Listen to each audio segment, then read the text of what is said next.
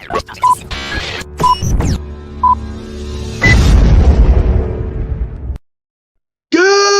morning, Gardenia! Happy Star Wars Day. Good to be with you.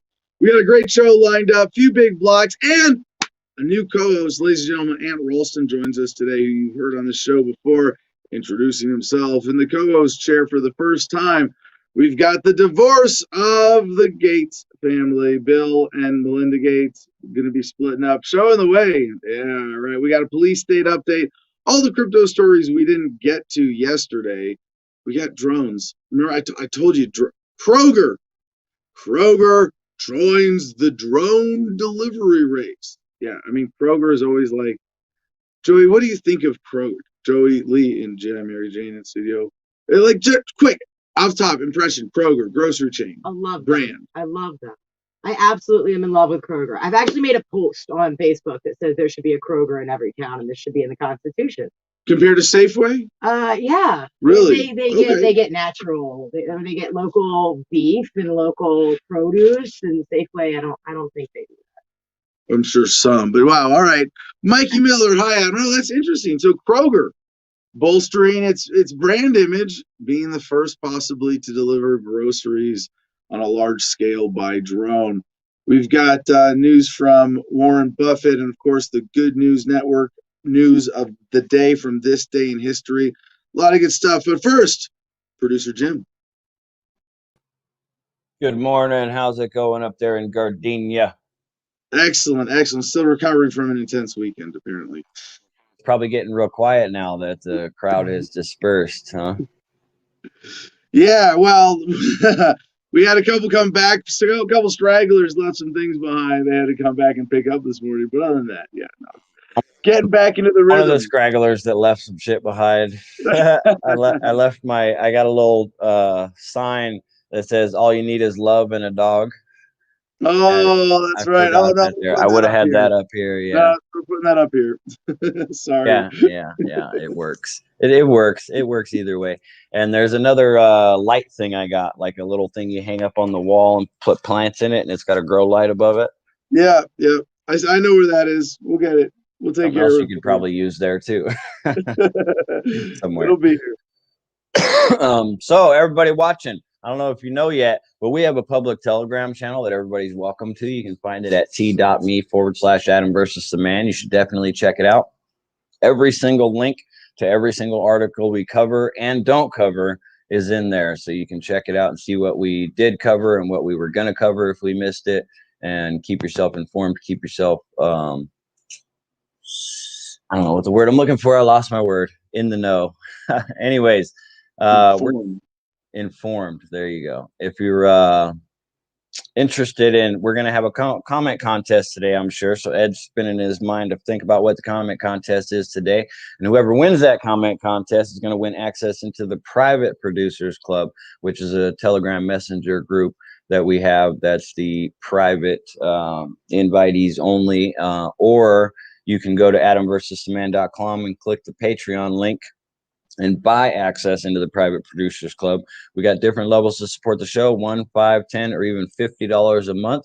$10 a month is the sweet spot. That's going to make you a better patron, get you access to the private producers club I mentioned. And once you're a private producers club member, you can shop the shop at adamversustheman.com, and you can get 15% off and free shipping on everything in the store that you see there.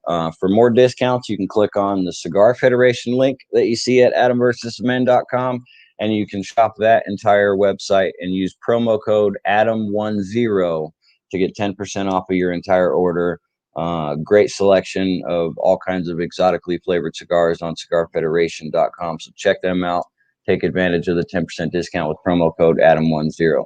After that, get yourself in a little bit of fun, visual fun, looking at Instagram at the Garden of Freedom. These are all the newest pictures and videos from our little trip up there this weekend. And you can be as happy as Palcor is hanging out the side of a window if you just go to Instagram and check out at the Garden of Freedom. Be cool like Palcor. After that, visit thecrypto6.com. Those guys need your help still.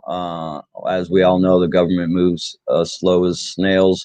So you got time to go to the Crypto 6, the number 6.com, read up about what happened with them at the Bitcoin church that got raided, and donate your cryptocurrencies to help them out as they're going up. I hear ETH is skyrocketing right now, so throwing them a little bit of that would be a great benefit for them to get some legal help and everything like that. And lastly, our favorite website for sending people that want to learn how to do it themselves and get themselves off-grid, self-sustained, gogreenenergyonline.com. Great website with great resources, videos, and text to learn all about solar power, micro wind power, even zero energy homes. So if you're interested in doing it yourself and getting yourself off grid, gogreenenergyonline.com has all the information you need to get yourself going, get yourself informed.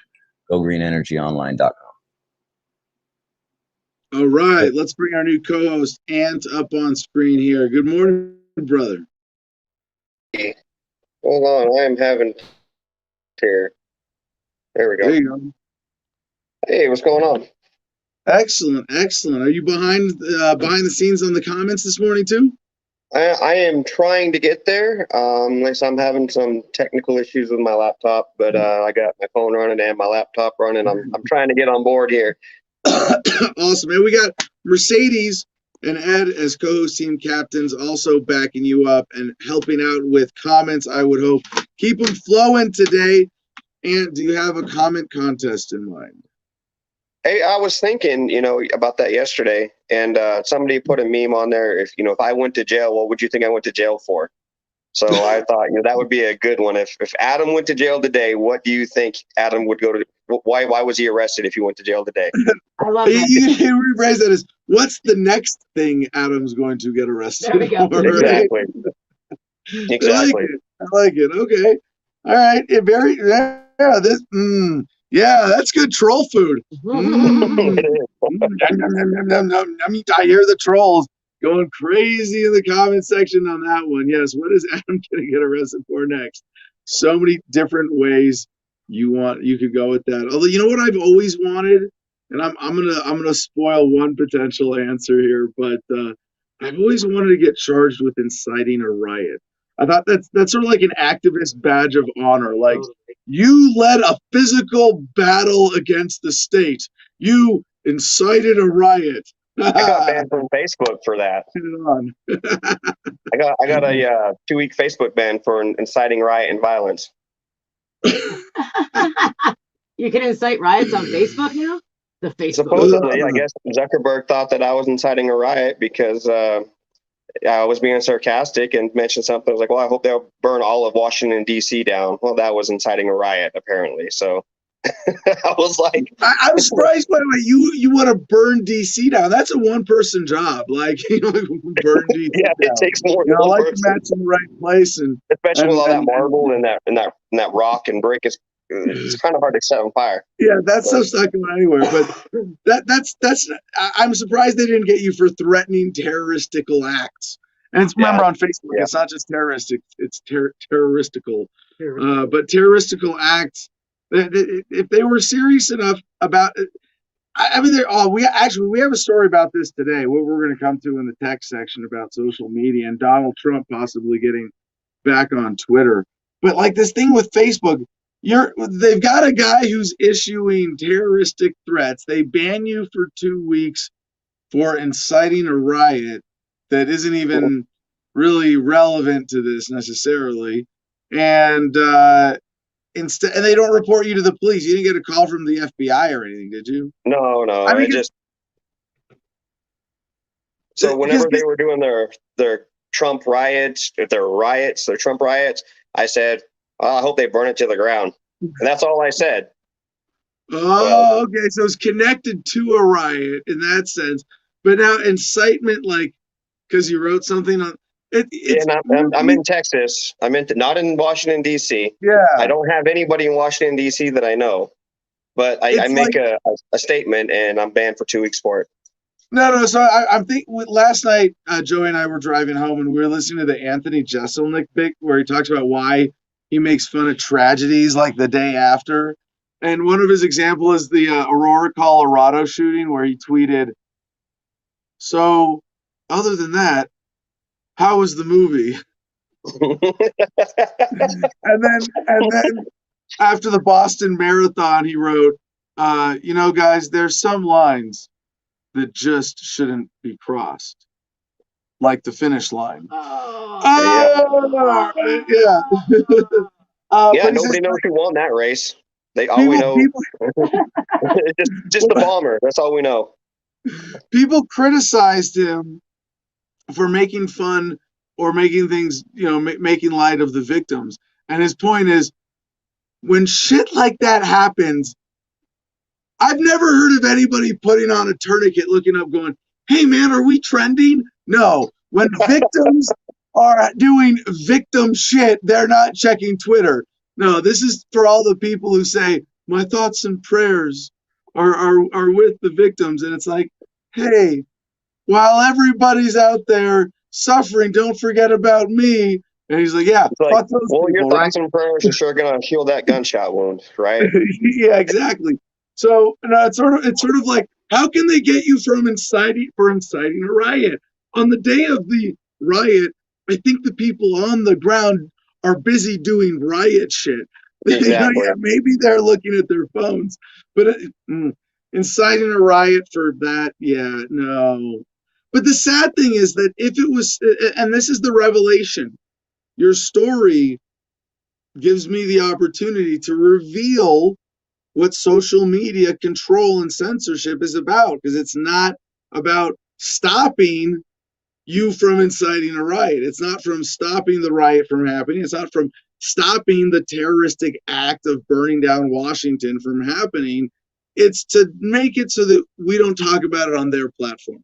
Because if they were serious, they would they would be able to determine, is it a threat or not? And if it's not, free speech. And if it's a threat, it's not censor it. It's highlight that shit and tell law enforcement about it. You know, whoa, why don't they do that? No, because they really don't care. The funny They just thing want is to control the conversation. during the Minneapolis riots, when they were attacking local businesses, I said, why don't you focus your attention and burn down the courthouse or burn down the police department instead of the local businesses? That I was never censored for that. That was totally acceptable. No. So I Yeah, didn't no, change and my I stance on any of this.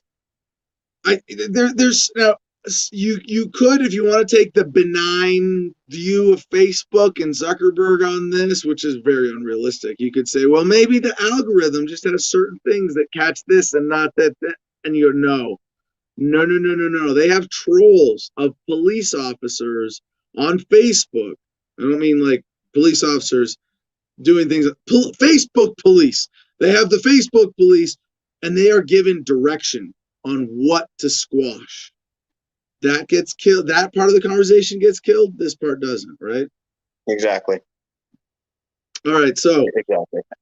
Any kind of comments aside from just what is Adam getting? Oh, well, they did burn down a police department. Mike Freeman pointed out, yes, to BLM's credit. No, we're not getting to the full BLM debate on this, but yes, to BLM's I'm not credit, condoning everybody go out and burn down the local police department. That's not what I'm saying. I'd rather not have the FBI knocking on my door in 10 minutes. Yeah. I'm not saying that. Don't do that. I think for all of the criticism of BLM, even to the point of, oh, well, their organizers are Marxists, blah, blah, blah, and then they're people being led astray, and it's okay, fine. Look at the positive impact they've had. I think as of, I don't want to say it's like as of Chauvin getting sentenced, because that's just one turning point in many in this. But I don't know, Ant, where are you located? So I live in Amarillo, Texas, right along I-40. I'm sure you've been through there. But I actually work in the oil field, and I can't tell you the company because I work for one of the largest oil and gas service companies, and they're pretty political. So I can't tell you the company, or otherwise I probably won't have my job. But no, fair enough. Hey, and I understand. You can, by the way, this is an interesting point. I want to use you as an example before you get back to the topic, Ant, because there's a lot of money for even entry-level workers in the oil and gas industry, right? Absolutely. I mean, you want to go the average starting pay is $85,000 to $100,000 a year. There you go, and it goes up to 200,000 ish pretty quick. Even for roughnecks working on a line, you get up to a senior low-level position, or just a put in a little time at one of those low-level positions. There's so much money. The oil and gas industries and extraction, they take care of their workers, and they ask a lot of them, and a lot of people go do this. And you taking that job or not, we're not in the position where like one more dude taking a job on an oil rig is gonna slow down the progress of alternative energy. You know, this is the labor side of what needs to be put in. I would hope that, you know, you're living a fossil fuel conscientious life outside of that, right? And not being wasteful with it. But even then, the individual uses of fossil fuels aren't really significant compared to the industrial. So for what Ant is doing here, you know, you look at the machine of society or the institutions of society as a machine, and oil, and where's the line between oil and gas and government? It's a very thick, blurred line, right? But if you can go in and pull out a lot of money working as a roughneck and put it to good use, or use it as a leap, as a stepping stone to a better life. A lot of guys are doing that, and I've actually seen that out here in Juniper Wood Ranch, where some of the new homesteaders are like, yeah, we're just coming off the oil fields, and you know, we got a few $100,000 and we're ready to get away from that completely. That's my nest egg. See, that's my end goal. That's actually my end goal. I already don't even have an actual house or an apartment. I live full time in a travel trailer. So I have my own little property. I'm trying to get my solar set up over there. I'm trying to get the windmill set up, and the windmill just to power the water well that I have out there. I mean, so ideally, when I retire, I buy a yacht somewhere and live off in international waters away from everybody. Make my own laws in international waters. That's my end goal. So Craig writes, Adam's next arrest for secretly having a nuclear power plant in Gardenia enriching uranium. Also a terrorist training camp. Send in the feds. All right. Well, and to your point, there are a lot of opportunities like that, and I encourage people to see that, where you know, you go in, make a quick score, you know. And you said you're living in a travel trailer. That's your own unit? Yeah. So when I work down here in Odessa, and they put me in a room, like I'm in my room here in Odessa right now, and I told them at work, hey, I'm taking off. I got to do this show. They're like, all right, that's fine. So when I go home, I live full time in a travel trailer. So I mean, I'm able to mobilize it at will. I'm waiting for my invitation to Gardenia so I can take my whole house with me. So my point there, what I want to point out to people in the audience who haven't considered this as a career opportunity, that a lot of times they'll put you up everywhere you go. They will pay, like, and I'm thinking of like places like North Dakota specifically.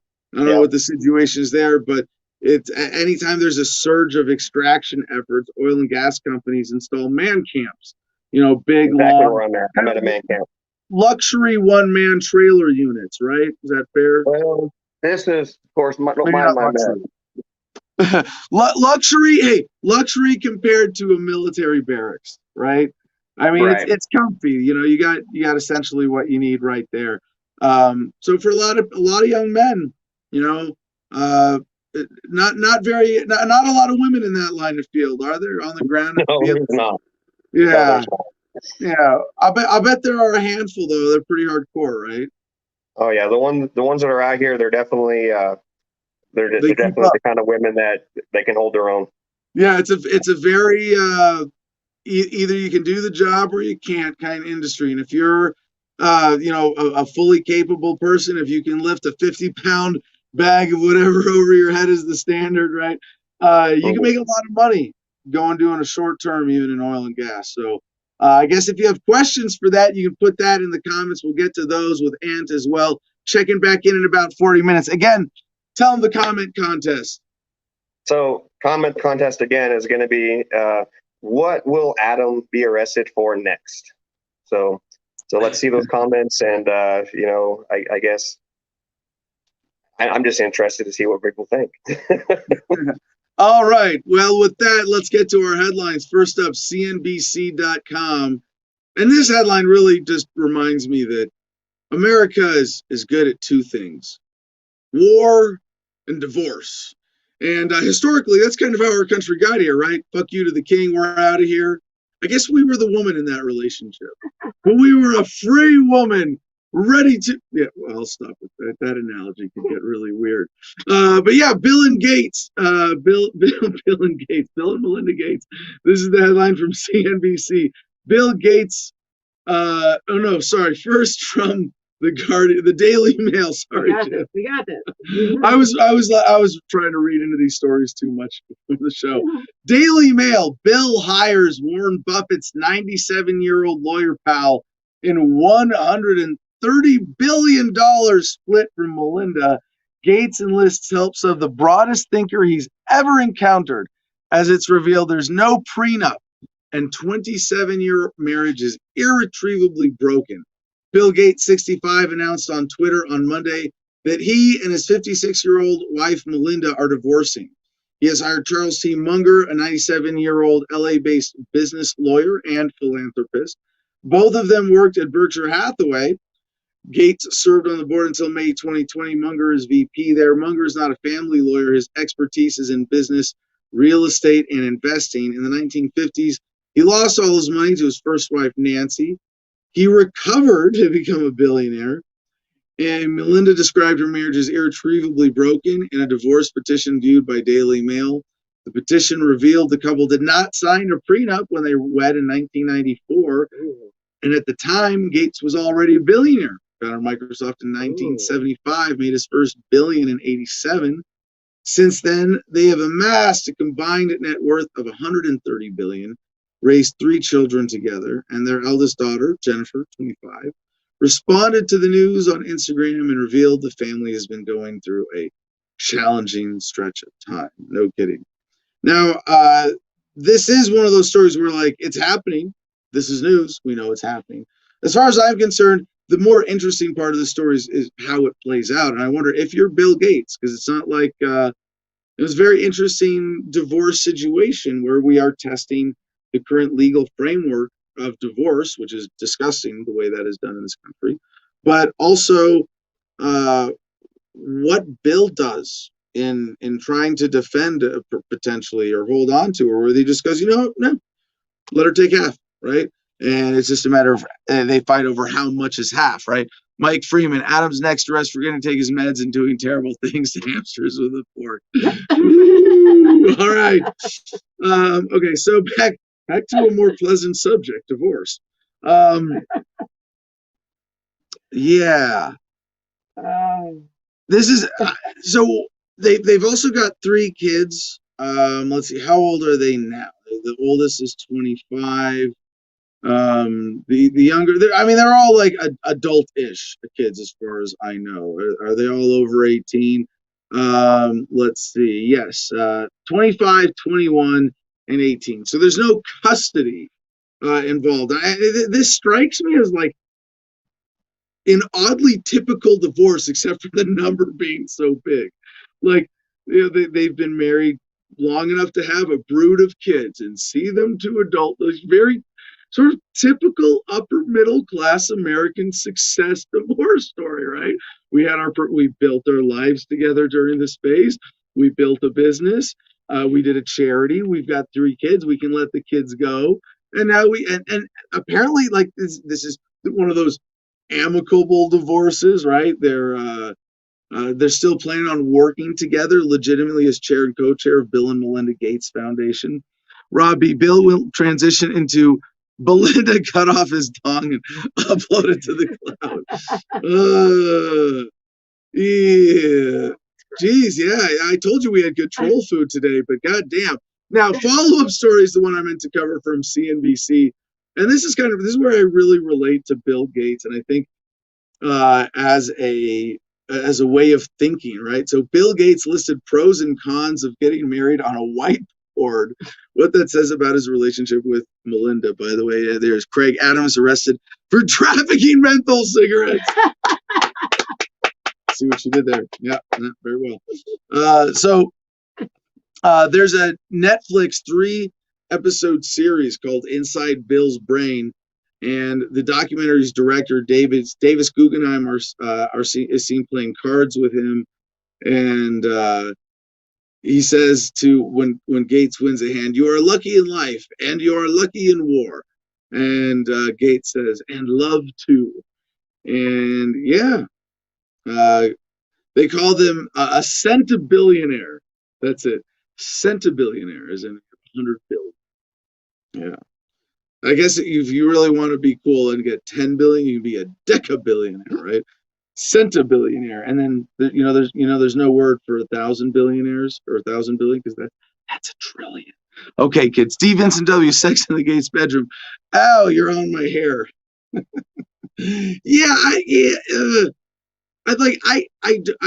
is a temptation, like with a story like this, to make a lot of funny personal stuff, to make fun of their appearance, to point out that like you're a billionaire, you could afford any woman on the planet, like okay, all right, but we're gonna shy unless it's really funny and relatively benign. We're not going to veer into all the potential derisive comments. And when we criticize Bill Gates, it's going to be on a policy intellectual level, right? And all the bullshit he's pushing about vaccines. Mike Freeman, from hamsters to self-mutilation to tobacco awesomeness. Yeah, okay. Great thought question today. But by all appearances, they have had a very happy, successful marriage. And then you go, well, you're an older divorcee, mother of three. No shortage of suitors if you have $65 billion. I'm more curious where they go after this, right? All right, now with our billionaire gossip out of the way, we go to our police state block. Washington Post. Photo of Chauvin juror wearing BLM t-shirt at March raises questions of impartiality, experts say. A photo that has surfaced in recent days of a juror in the murder trial of former Minneapolis officer Derek Chauvin has prompted questions about the juror's impartiality, legal experts say. The photo, shared by several news sites, shows Brandon Mitchell, a 31-year-old high school basketball coach in Minneapolis, standing next to two relatives, wearing a black t-shirt with a picture of MLK Jr. with the words, "Get your knee off our necks," as well as a black baseball cap with the letters BLM for Black Lives Matter. On Monday, Mitchell told Star Tribune that the photo was posted on social media by his uncle in D.C. last August during the commemoration of MLK Jr.'s I Have a Dream speech from 1963. He defended his attendance, saying it was not a march for George Floyd, according to the Star Tribune. Now, there's a lot of conflicting issues here, right? Like, is this whole process legitimate? No, it's a government perversion of justice. And the idea of impartiality in a jury of your peers, and like, what are the current government standards? Not like what's really the best way to reach an appropriate verdict. But yeah, and this is really a great, in my thinking, in the way that a free society would have jury trials. I got to admit, I don't know the answer to this. This is kind of a gray line, like a big fuzzy line between whether this makes him impartial or not.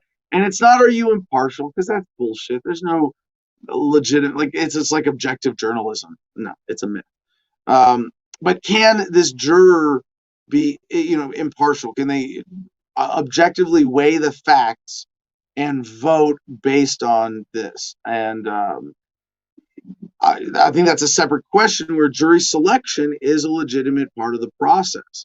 The problem is, well, the jury wasn't perfect, therefore we get to appeal, as opposed to we didn't have a chance to do this. Excuse me. Is this some radical information? I mean, like, if you had a jury trial and it turned out that one of the juries was the defendant's brother and that wasn't caught in jury selection, you'd be like, oh yeah, no, retrial. You did not have a legitimate jury. But in this case, it's like, oh, well, you didn't have a perfect jury. Do you get to appeal? How perfect does the jury have to be in order to warrant an appeal?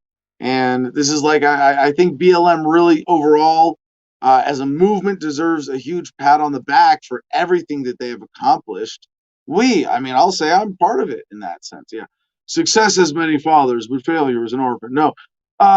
I've always said, I'm even when I was attacked by Black Lives Matter. I shouldn't say attacked, that's insane. But I was harassed. My mother and I, even my mom and myself, in a date. Yes, I take my dates to the movies with my mom. I figure it's a good way to get to know a woman. My mom. I'm just trying to get to know my mom better. I don't really care about the date, right? No, but I was a long-term girlfriend I was with, and we were at the movies with my mom in Seattle, and walking out, I started filming a Black Lives Matter small protest that was being escorted out of the mall, and I started recording. They said, "You're a white male wearing a hat that says freedom on it," and I was like, "Yeah." And they just were making stupid comments about my mom and me, and kind of getting in my face, and I still said, like, after that, I don't support the movement, but I support the core cause, and I still support the core cause, and really, it's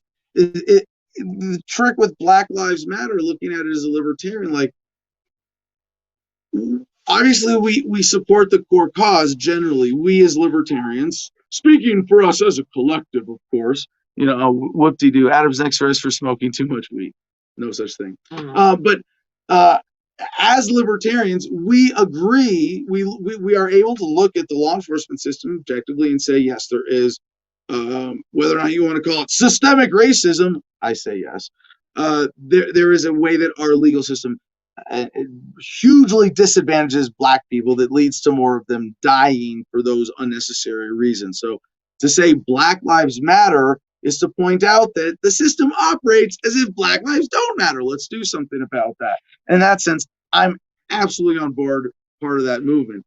But really active, I've done a few rallies, and I've been supportive, but nothing like nothing active. So am I part of the movement?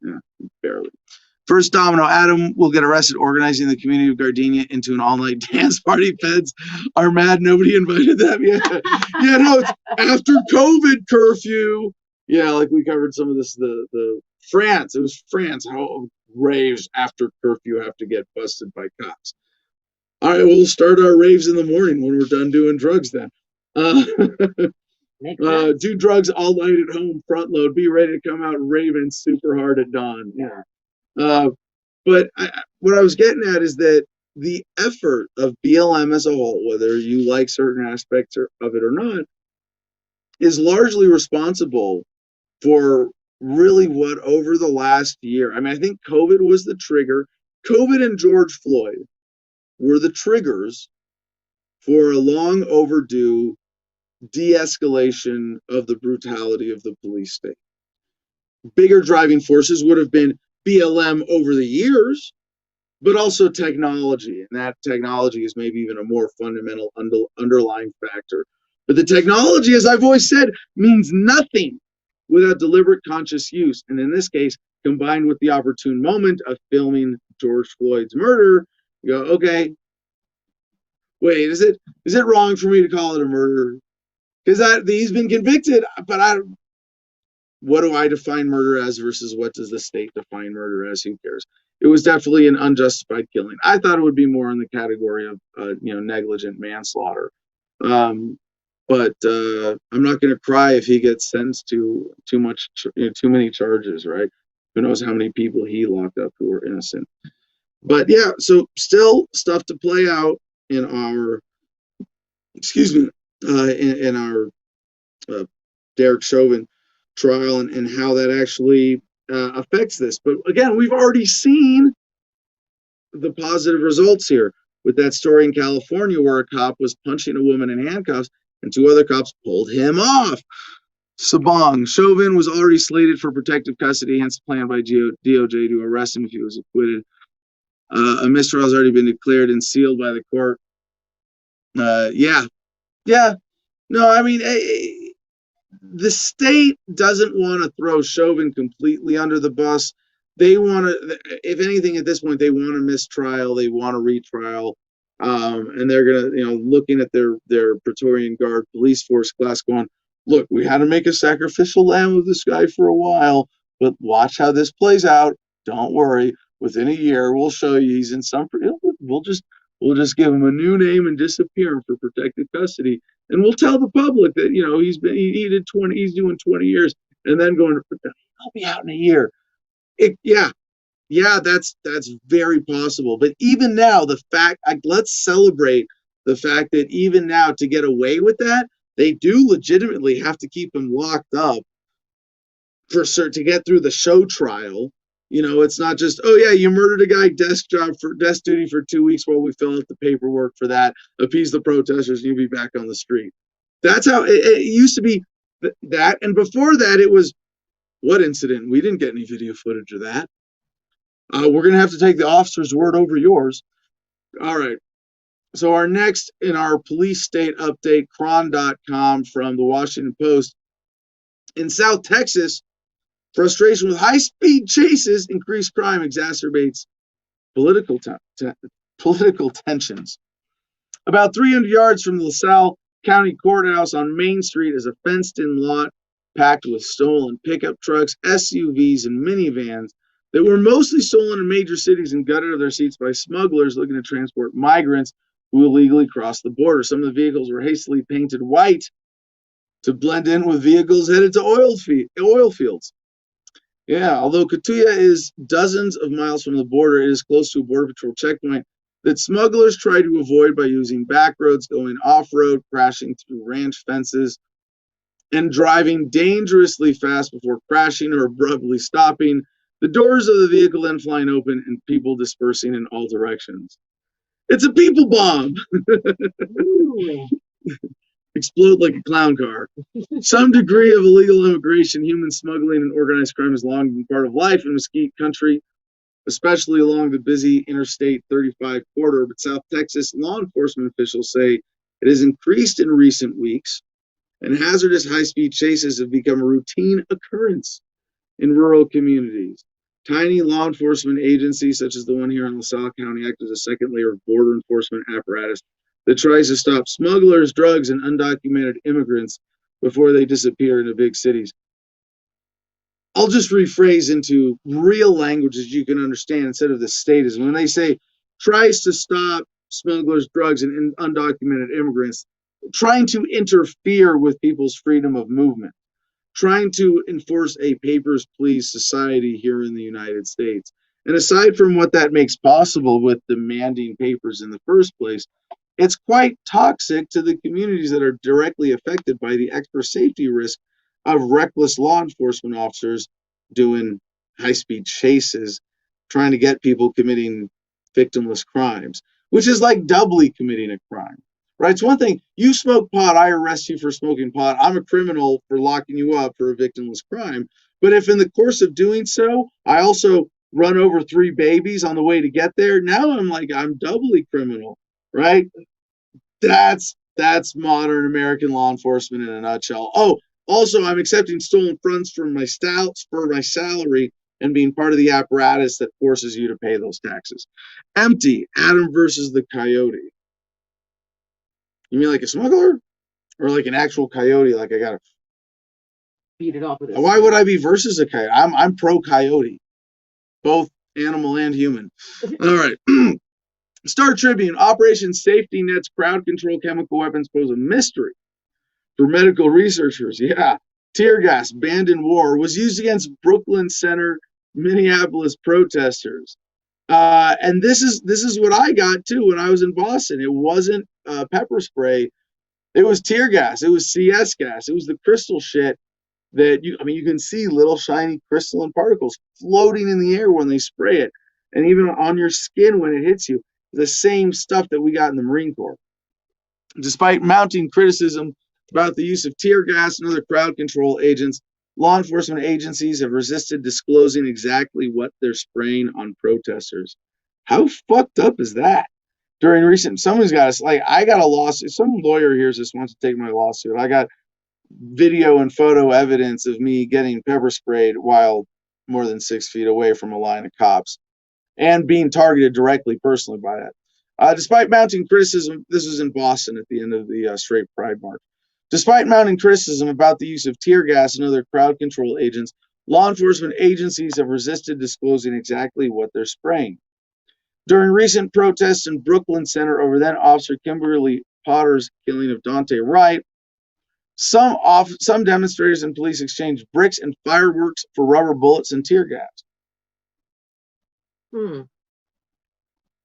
which seems really, really dumb. I mean, as an activist, I'm tempted by the idea of mass protests. Always, I've been involved in them, but do they really change things? Even is it still in the age of COVID? Even is it an effective method for change? I mean, I'm not saying that it's completely useless or ineffective, but is it the most effective? Gathering and protesting, and then having these skirmishes, because you're throwing bricks at cops. Like, is that all that's going to do? Is provoke them into more forcibly suppressing or controlling you as a crowd? I mean, I would imagine that a lot of the bricks getting thrown from protest crowds to police are by police who have infiltrated those protest crowds to begin with, to give the police an excuse to say it's a violent riot and we have to disperse it or push it out of the way. We've come to this point with like overwhelming police force everywhere that it's rare. I don't want to say it's useless as a tactic, but it's rare that let's have a show of large public gathering. That's to bring about real change. I don't know. Carl Morgan, Adam is arrested for driving without a license for the 10th time. Possibly.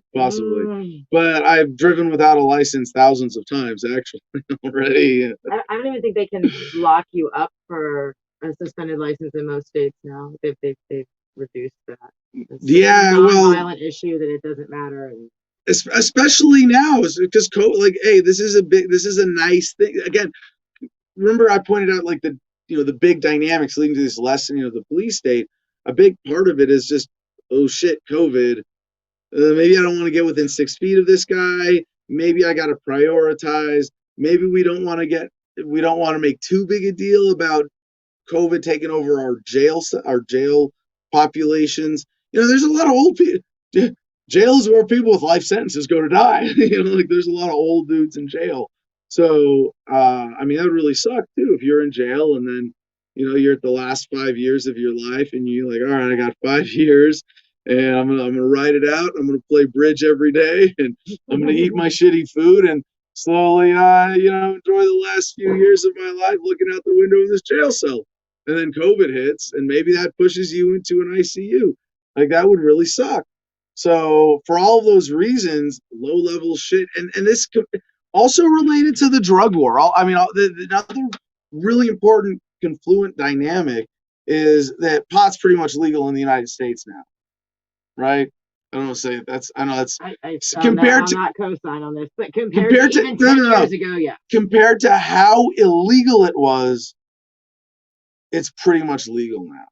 There's some because would you have said that alcohol is illegal because there were dry counties? No. I will say that I just wrote 2 stories about dispensaries being raided by state police in legal states. Okay, weed for personal use. Yeah. Weed for personal use is legal without restriction, really. Like you have pipe, lighter, and personal use amount of weed in one baggie. Yeah. An ounce is a lot, but like if you have a quarter or less on you, and a pipe and a lighter. Even in prohibition territory, if you're not smoking in public, if you're not driving recklessly, if you're not smoking in front of kids, cops aren't going to bust you for just that. In prohibition territory, it's more like if we busted you for something else, we got that as leverage, right. Another charge to throw at you. But they're not pursuing that even there because they don't want to process. It costs more. It's such more of a pain. So much more of a pain in the ass to process and house people in the age of COVID.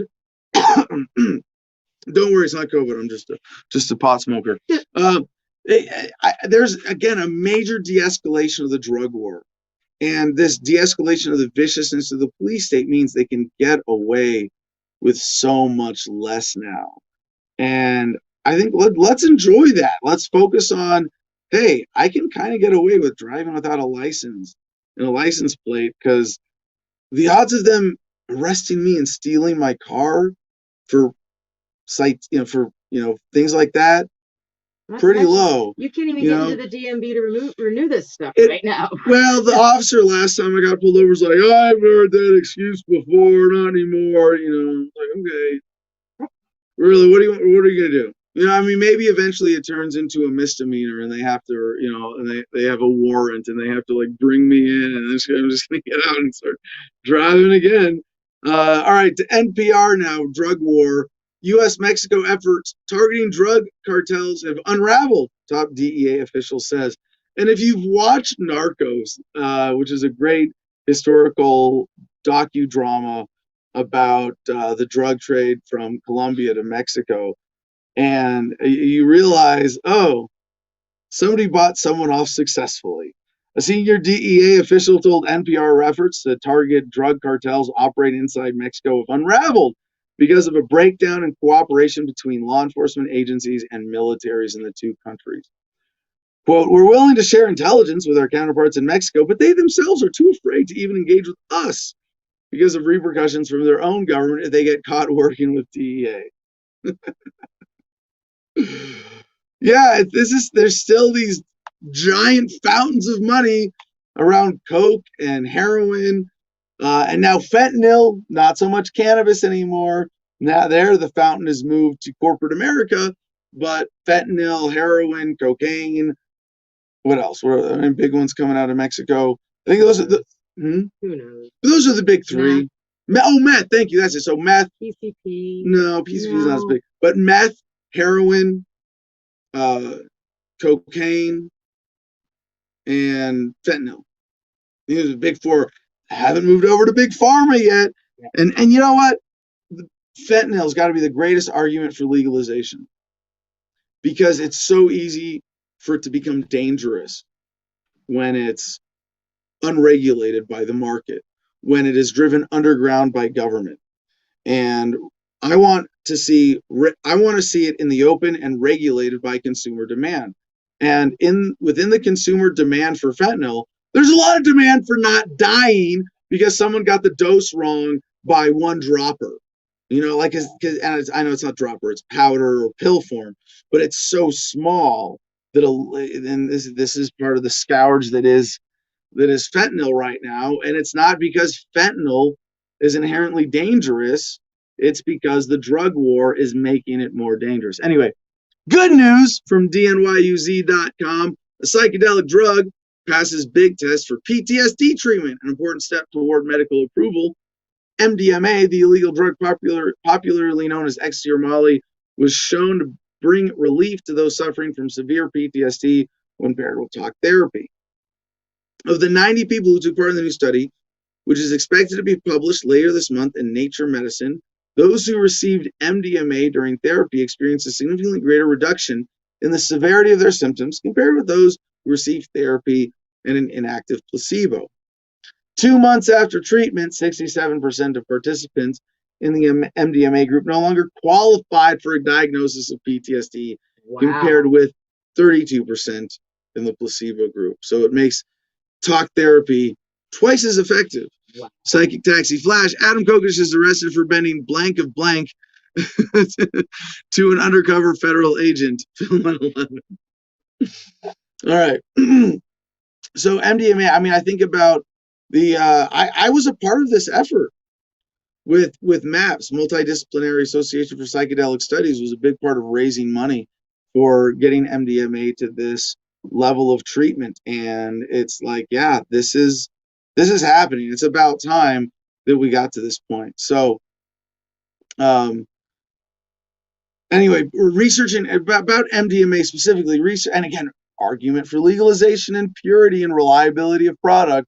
Research in animals and humans confirms that MDMA produces no neurotoxic effects at the doses administered in clinical trials. Ecstasy or Molly, on the other hand, can be adulterated with other potentially dangerous substances, and users may take far higher doses than are safe. In 2011, MDMA accounted for 1.8% of all U.S. drug-related emergency department visits. But then you go, how much of it was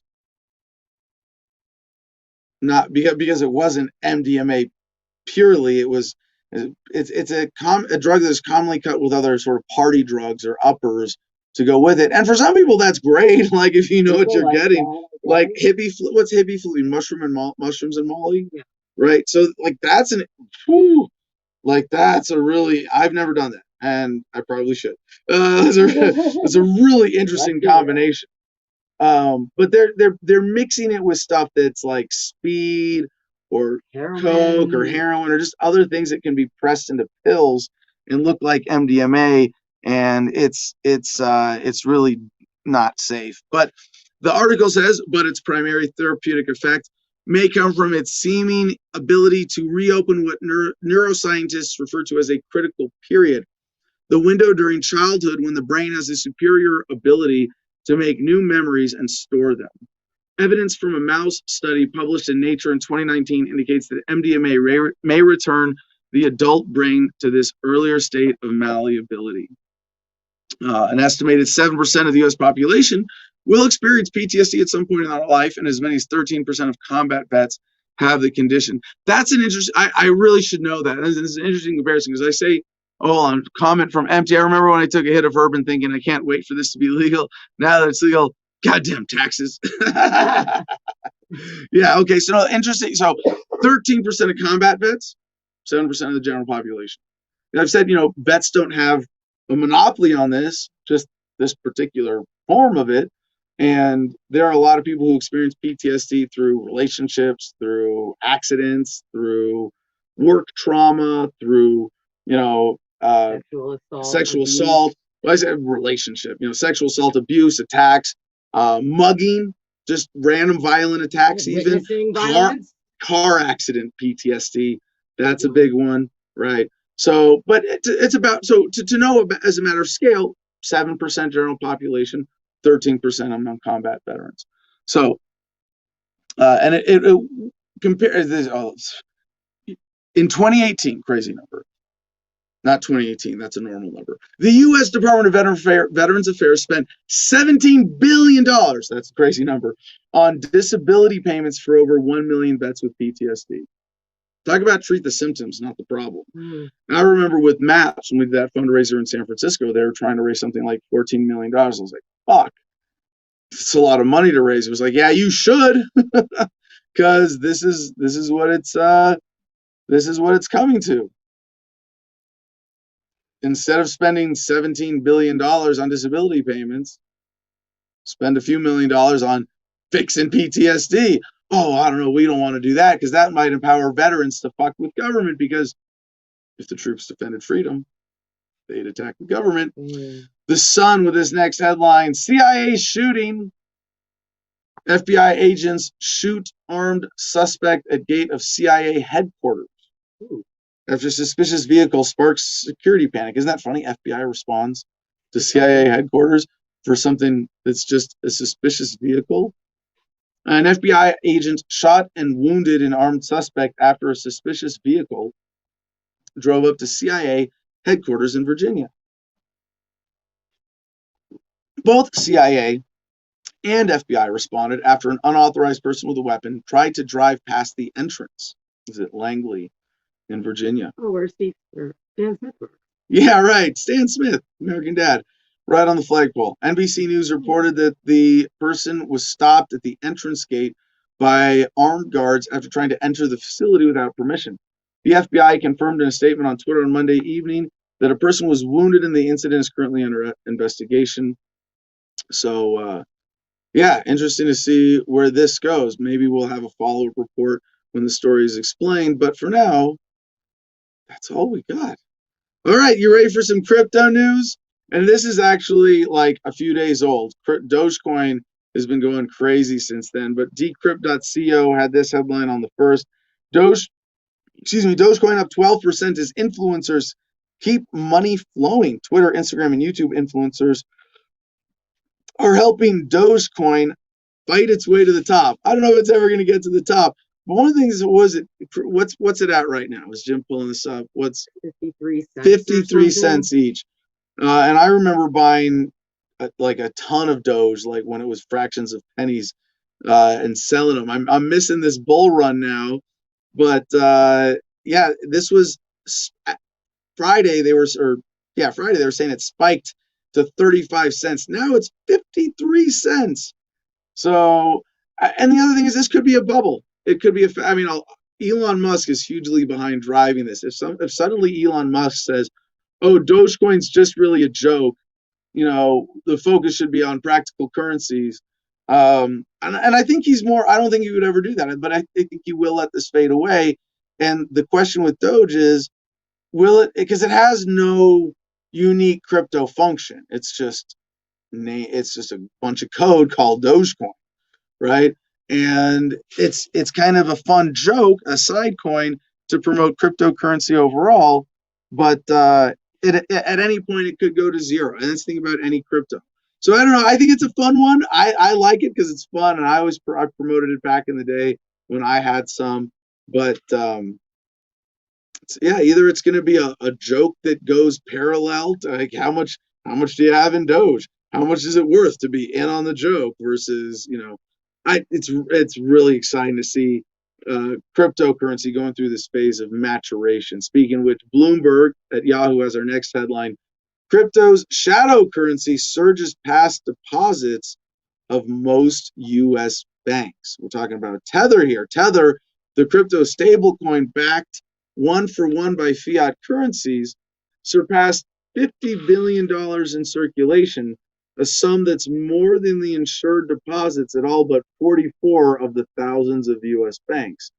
It's a remarkable milestone for a token that enjoys wide use as a method of payment into the crypto ecosystem, even as the eponymous private company behind it has endured regulatory scrutiny for its opacity on where it holds the enormous sum of reserves that back the token, or if there are any. Tether is set to release the first quarterly statements on its reserves to the New York Attorney General this month. The disclosure is part of a settlement of a long-running dispute with state regulators over whether it actually has the reserves, but is unclear whether investors will get a glimpse at it. From CNBC, the latest in hating on crypto, Charlie Munger calls Bitcoin disgusting and contrary to the interests of civilization. Nasty. Berkshire Hathaway Vice Chairman Charlie Munger called Bitcoin, and the interesting thing is, this is the guy who's defending, here's the connection, who's defending Bill Gates representing Bill Gates. I guess when you're a dude going through a divorce, you need a defense attorney too, usually, right? No, representing him in the divorce.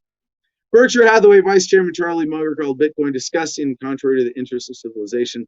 I don't welcome a currency that's so useful to kidnappers and extortionists and so forth, nor do I like just shuffling out of your extra billions of dollars to somebody who just invented a new financial product out of thin air. Okay, boomer, I guess you don't get it. The 97-year-old Munger has long criticized Bitcoin for its volatility and lack of regulation. Also, morningbrew.com, crypto good news. Top NFL draft pick Trevor Lawrence puts signing bonus in crypto. Lawrence is partnering with the crypto investing app Blockfolio. As expected, former Clemson QB Trevor Lawrence was selected by the Jacksonville Jaguars #1 overall in the NFL draft last night. What most of us didn't expect was what the Tennessee Wonder Boy would use his signing bonus to invest in cryptocurrency. He has partnered with Blockfolio, a crypto investment app, and to invest his estimated $22 million signing bonus in Bitcoin, Ether, and yes, Dogecoin. That is huge. G.I. Jane writes, G.I. Mary Jane, there needs to be a dank coin. Yeah. So also in crypto in 2020, offensive tackle Russell Okung became the first NFL player to get paid in Bitcoin when he put half his salary into crypto. Like any Chiefs fan at 8 a.m. on game day, tight end Sean Culkin was ready to go even harder and decided to convert his entire 2021 salary to Bitcoin. So this is really interesting. The crypto community are successfully targeting football players, people with a lot of money, a lot of flexibility, who want to do something meaningful with it and potentially make money. Sounds like the right audience, people to become crypto boosters. First domino, DMT coin. Coins for all the drugs. I co-sign. Is there booze coin? Come on. All right, protocol.com. Chinese smart TVs are snooping on their owners. Anthony weighing in again. Adam arrested for inventing his own crypto that defunds the Fed. I'm wondering, it's like all cryptos have been engineered to be alternatives, right? Have any been engineered to like deliberately to say, buy this, give us a US dollar and we'll burn it or something? I Like, mean, not outside of the office, but perhaps behind the office doors. We don't know. but the point would be to do it openly. I'd Is be about proud really about it, the but question is there even a way to engineer a crypto, not like in the sense that the rest are is the best strategy to end the Fed to create an alternative, or is there some other functionality that could be built into a crypto to directly address the Federal Reserve System? I don't know if there is. I don't think there is a way. All right. we need to research this stuff. All right, so Chinese smart TVs are snooping on their owners. Hundreds of millions of Chinese consumers had a surprise discovery last week. Their TV sets know a lot more about them than they'd ever thought or ever agreed to. It turns out Beijing-based Gozen Data, a leading Chinese TV viewership analytics firm, has been collecting personal data in real time using smart TVs without users' consent. The practice was first exposed when a user on V2EX, an online forum for tech enthusiasts, noticed their Skyworth brand smart TV had become slow and analyzed the code of back-end programs to figure out why. What they found was a program that scans the user's Wi-Fi every 10 minutes and uploads a wide range of information to Gozen Data's website. Well, I mean, hey, in communist China, the party gives permission for you. With smart devices, okay, so the user wrote, with smart devices are used at home, whether your phone is at home, who is visiting and using your Wi-Fi, what's the name of your neighbor's Wi-Fi, all of these are constantly being collected and uploaded. Yeah. But you don't have privacy there because the Communist Party owns your privacy, right? They own you. Yeah. Well, in the United States, government owns you too, right? But they just pretend they put a bow to. on it, so it's okay. Yeah, They're sugar daddy like about it, not like dumb about it, right? It's like that meme. It's like it's Hitler on one side, and then on the other, it's Republicans, and then Democrats. Hitler going. Yeah. It's true. Funny because it's true. Yeah. Gozen Data released a statement apologizing and promising to improve our user privacy policy, ensure we are collecting information with users' consent and within the scope of legal compliance. Right. Now, to the Facebook Trump debacle. Now, if it was just Trump, I really wouldn't care. But and since it's Facebook, I also don't really care. But this is sort of a really interesting development in resolving conflicts around censorship on the internet and Facebook. We broadcast on Facebook. I have a presence there, but I'm not engaged. I really don't want to because it's a toxic conversation. You let Mark Zuckerberg, manipulate the information in your head, and he decides whether you get to talk to Trump or not on his platform. Yeah, no, too many problems with that. But Politico has this headline: Meet the people deciding Trump's fate on Facebook. The ruling by the scholars, lawyers, activists, and journalists who make up Facebook's oversight board will reverberate across the world of social media. A group of 19 lawyers, scholars, activists, and journalists from around the world will announce on Wednesday whether former President Donald Trump's Facebook account is to be reinstated or kept off the platform for good, a ruling with massive implications for U.S. politics. The so-called Facebook Oversight Board has been deliberating Trump's case since January. I want to be in on those meetings. I'm curious what the Oversight Board is discussing. I guess you don't have a right to a speedy trial on Facebook. Okay. January to May? All right. I've known DUI cases to take 3 years. Do you get a speedy trial Well, at any some instance? point, you have to waive your right to a speedy trial for it to last that long. Right? Mm. Your lawyer got you to go, okay, I waive my right to a speedy trial and I hope this might go faster. But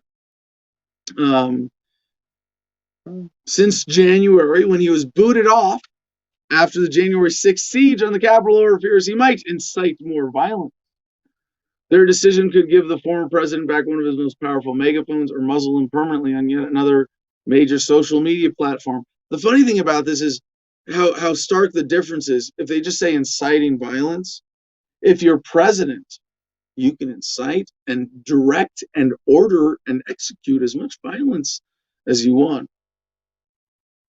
But as a lame duck president on January 6th, if you use civilians instead of the military, if you start a war, you're allowed on Facebook. If you start a riot, they'll kick you off. Psychic taxi, I call it face government data mind book. Yes. No, I mean, that's really, Facebook is saying war is okay because government does it. Riots are not okay because civilians do it. According to Facebook, you can start a war, but you can't start a riot. Fuck you, Mark Zuckerberg. The so-called Facebook, all right, sorry, their decision could give the former president back one of his most powerful megaphones or muzzle him permanently on yet another major social media platform. While the board members have spoken sparingly about how they are weighing Trump's suspension, many have a long track record of weighing in on contentious issues around free speech on social media, and their backgrounds could offer a glimpse into how they each approached Trump's blockbuster case. Did Facebook ever criticize Trump for any of his drone strikes or bombing Yemen or, and no, that's fine. Facebook thinks But killing brown people's fine, but talking bad about them is not. Yeah, you see that? You see that? Mark Zuckerberg says killing brown people on the other side of the planet and talking about that, if you're the president, is okay. But talking about white people having a political skirmish in the United States, if you're on the wrong side of our team of white people, we're going to ban you from Facebook and shut you out of the conversation. Woo! And the truth shall set them free. A spokesperson for the board did not return a request for comment for the story, but the group has previously said its diversity of opinions is its strength. The oversight board has members with various backgrounds, expertise, and characteristics so that they can make fair decisions on cases from around the world. The board said in a tweet last year, yeah, if only that fantasy were in line with reality. The board has no shortage of vocal Trump critics, some who have even suggested he should be imprisoned over his role in the storming of the Capitol, or that he's a bigot and a racist. Sounds like an impartial jury to me, but their views on free speech online are far more complex. I mean, they could still go either way in terms of suspension. So they have this whole analysis in the article breaking down all the people, lawyers, judges, and politicians on the board, scholars and researchers, activists and advocates and journalists. But yeah, we will definitely be coming back to that story. I told you we had drones. Here it is in tech from observer.com. The FAA approves small drones to fly over your home at night. Oh, just what I was looking for from my government. Yeah. And see, about this, the funny thing is they could have just approved drones flying over roadways, right? Maybe that presents another hazard. But existing roadways, rights of way, a way to avoid cars flying right over the shoulder, you can program drones to follow lines, minimize car to drone exposure, make them liable. But instead, you got drones flying over houses now, and I'm not against that. But I would say better be high enough. I don't hear them zipping past my window in the middle of the night. Oh wait, that's how the article starts. If you see a small buzzing robot zipping past your window in the middle of the night, don't get freaked out. It's probably just a drone from a major corporation dropping off toilet paper for your neighbor. And I say bullshit. No, you'd be flying 100 feet above, so I never see you, and you drop straight down into my neighbor's yard without flying past my window. Late Monday, the FAA approved new rules that will allow small drones that make use of a new ID system to fly at night and over people under certain conditions. The new remote identification system will broadcast ID, location, and control station information that can be picked up by police and other authorities so they are not mistaken for dangerous threats or weapons. And the other thing is, why not have them fly on existing roadways over cars? I'm thinking, well, if someone has the top down, could that cause a greater accident? But they're having them flying over people. Why not fly them over people who 99.9% of the time have a steel cage protecting them? There's obviously so much corruption and bullshit in us doing this poorly right now. Mm-hmm. The rule goes into effect in 60 days. Drone manufacturers have 18 months to adjust, at which point they'll be required to produce drones with the technology built in. You can't make a drone unless it has a government chip. The new FAA rules also allow for an external remote ID system to be placed on a drone. To fly at night, drones will also require to have anti-collision lights. This is what we were afraid of. This is what it looks like. Government getting into drones now. They're actually, this is really like the second phase. Remember, the first phase was that you were just supposed to register them. There are currently 1.7 million drones registered with the FAA already, and over 200,000 pilots. That number figures to skyrocket in the coming months and years as major retailers and delivery companies begin to experiment with and earnestly develop drone delivery. The COVID-19 pandemic turned delivery into a major business for both retailers and app-based middlemen, even if the latter are rarely profitable at this point. Amazon has already received approval to operate a fleet of drones for delivery, though it has not fully taken off yet. In 2020, tens of millions of Americans turned to delivery apps for regular shopping needs, and hundreds of thousands more began working for companies like DoorDash, Uber Eats, and Instacart. DoorDash alone now has over 200,000 drivers signed up. Instacart, personal grocery shoppers, hired over 300,000 more drivers. In March, the pay for these gig workers varies, but is generally low, result of loopholes in laws for gig workers that don't require them to be paid as employees. And the tipped economy has taken a hit this year. Uber, Lyft, and Instacart spent over $200 million to convince California voters to approve Prop 22 in November, which provided them an exemption from a state law that makes gig workers full-time employees. Meanwhile, as I mentioned before, Kroger on Bloomberg via Yahoo, the Kroger joins drone delivery race with pilot from Ohio store. Psychic Taxi, I'm trying to read this comment at the same time. Does this authorize me to fly my drone over your house now? No, but in Gardenia, at my house, it's legal to shoot drones out of the sky. So, Kroger is driving. Jeez, really? Do I need more? Is this coffee like drying my mouth out? Caffeine will do that. We need water in the fridge. We need water. Kroger Company is diving into drone delivery, starting a pilot at a store near its Cincinnati headquarters. The supermarket chain is partnering with Drone Express, a unit of Telegrid Technologies, to deliver groceries from a store in Centerville, Ohio, later this spring. The company said in a statement Monday, the technology allows for deliveries of up to 5 pounds to customers' homes or wherever they may be, enabling cookout supplies to be sent directly to a park in as little as 15 minutes. I told you we had the technology. It's just a matter of time. Can we get this for weed now? Yeah, so I'm saying Whole Foods is pushing to sell weed in their stores. That happened a year or two ago. I don't know if you remember. But if Kroger gets on board, then we've got weed delivery. We've got beer delivery.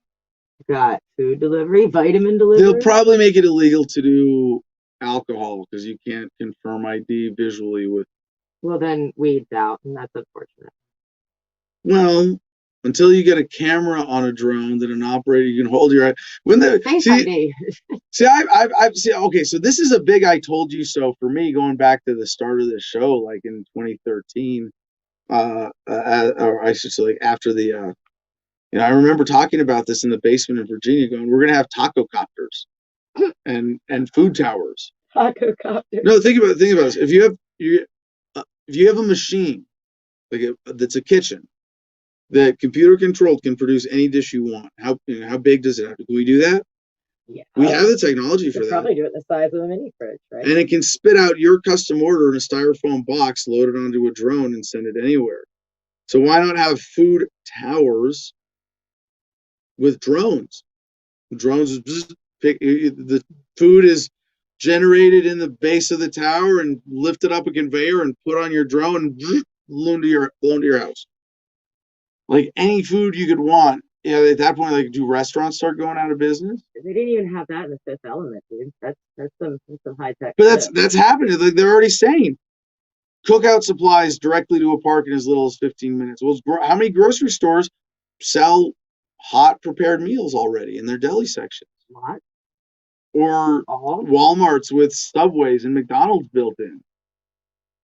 Like like it's really just a matter of time. I said we should have had this, years ago, and I was predicting this in 2013. That's when I came up with the silly taco copter idea. But taco copter just sounds really cool, doesn't it? So I can we start calling them taco copters? I think so. Like something The decree has a been propeller-driven drone designed for delivering food is a taco copter. Psychic taxi. If someone else's drone malfunctions and land in my yard, does it become my property? I would say hypothetically, if someone trespassing a baby, no, it can hypothetically, if they are really invading your space and you want to deny them access to your space to recover their property, but by some social standard, it's still a dick move. And yeah. So hey, and remember, if it's got a locating device on it, they could call the cops on you and tell them to go get your drone. That's like if somebody's dog wanders onto your property. Right, you don't get to claim that. Well, if it's an abandoned dog, if you live on 40 acres in the middle of the wilderness with no one else living around you, that's your dog. That's abandoned property. But yeah, if there's a tag on it, it's not your dog, but you can keep it. Yeah, and really, it would be on the owner of the drone to pay you an appropriate recovery fee, or for access to your land, whatever. I mean, you say, no, it's your drone sitting on my property, but you got to pay the $1,000 entrance fee to walk over there. Sure. And there are market forces that come to bear that make, but really, it's just the nice thing to do to be, oh, you had an accident and you dropped some property on my property, no harm, no foul, let me hand it back to you. Or you want to give me a reward? It's sort of like that. Yahoo.com from Daily Beast at Yahoo. Inside America's sickening. I guess before we change gears here, because that's it for tech. We got some political stuff. Let's check in with Ant again and see what we have for comments on the comment question. Ant, how you doing? I'm doing good. I'm just going through and still trying to figure all this out. We've had a couple good comments. The one that made me still laugh the most was you selling. Hold on, is your camera off? I'm talking to Black Lives Matter. Hold on. Our guest today. Anonymous. No. Our guest today. Anonymous. No. His camera's working fine on my end. So it's your connection. That's funny. Might just be my stream. That's a weird streamer glitch we haven't seen yet. Well, now you made a mess with it, and he's frozen now. Jim, I done messed it up. Jim, the broadcast is still no video. Yeah, hold on. So that's even weirder. It's showing Jim the video, but it's not broadcasting it. It's the trolls. Woo, too many trolls today. The feds and I see it on my end. Well, check on another device when we take you off here in a minute, Rant. But Ant, still hear you. Yeah, Ant, why don't you tell us? Did we miss any comments? I don't know why it's not showing up. There it is. Now it's up for me. Is that for you, Joey? 20-second delay. No, but I got a delay. So. All right. So Ant, good comments so far. I hope you're having fun feeding the trolls. Oh yeah, for sure.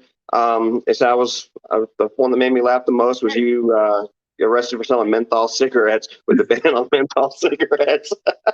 I fucking hate menthol cigarettes. Me too. Like I hate any tobacco with chemicals in it. You know what I mean, chemical additives.